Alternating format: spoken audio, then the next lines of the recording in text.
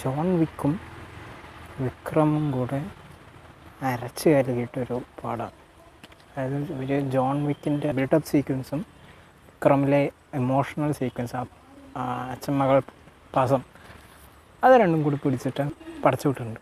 അതാണ് സൈന്ധവ്. ഫസ്റ്റിന് കുറേ ചെറിയ പിള്ളേരിനെ വിളിച്ചിട്ട് പബ്ജി കളിക്കുന്നവരിന്ന് കുറച്ച് കയ്യിൽ ശരിക്കും റെയിൽ തോക്കൊക്കെ കൊടുത്തിട്ട് ഒരു ഗ്യാങ് ഉണ്ടാക്കിയിട്ട് ആൾക്കാരിനെ കൊല്ലണം. ആ ഗൺസ് ഞങ്ങളുടെ കൈ കിട്ടിയാലുടൻ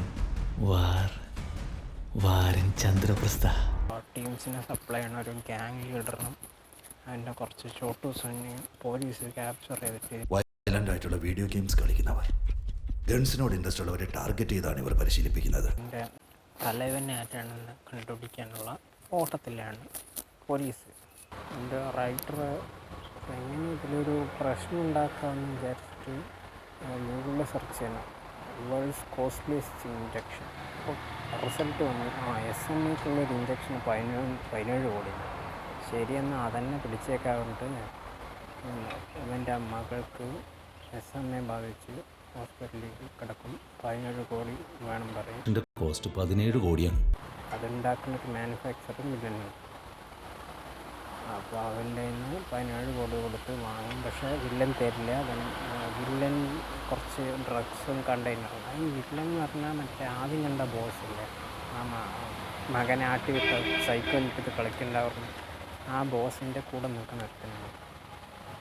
അപ്പോൾ അവന് ഇത്തിരി ഷ്രൂഡാണ്, പവറിലെത്തണം, അങ്ങനെയൊക്കെ ഉള്ള ഒരു മൈൻഡ് സെറ്റുള്ളതാണ്. അപ്പോൾ അവന് എന്തെന്ന് വെച്ചാൽ സൈന്ധവിൻ്റെ മകൾക്ക് കൊടുക്കാനുള്ള ഇഞ്ചക്ഷൻ്റെ വെയിൽ അത് കട്ടുന്നു. അവിടെ ഒരു 100-300 പേരുണ്ട്. അതിനുള്ള മരുന്ന് ഈ കമ്പനി ഉണ്ടാക്കിയിട്ടുണ്ട്. പക്ഷെ ഇത്രയും പൈസയൊന്നും ഇല്ലാത്തതുകൊണ്ട് പിന്നെ ഈ കണ്ടെയ്നർ ആ ഡ്രഗ് ഇവിടേക്ക് ഇമ്പോർട്ട് ചെയ്തത് ഈ ഇല്ലാണ്.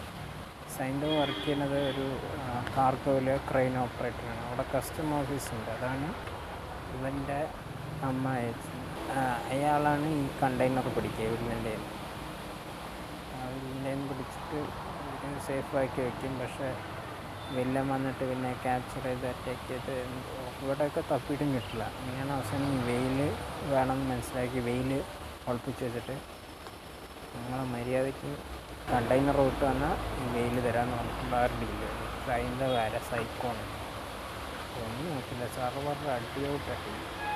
പക്ഷേ ആൻഡ്രിയുണ്ട്, ആരിയും ഗസ്ട്രോളുണ്ട്. ആൻഡ്രിക്ക് കുറച്ചും കൂടി ഉണ്ട്, ആരിക്ക് വലുതായിട്ടൊന്നുമില്ല. രണ്ടുപേരും കൂടെ ഫൈറ്റൊക്കെ ഉണ്ട്. അങ്ങനെ അവസാനം അടിപിടിയൊക്കെ കഴിഞ്ഞ്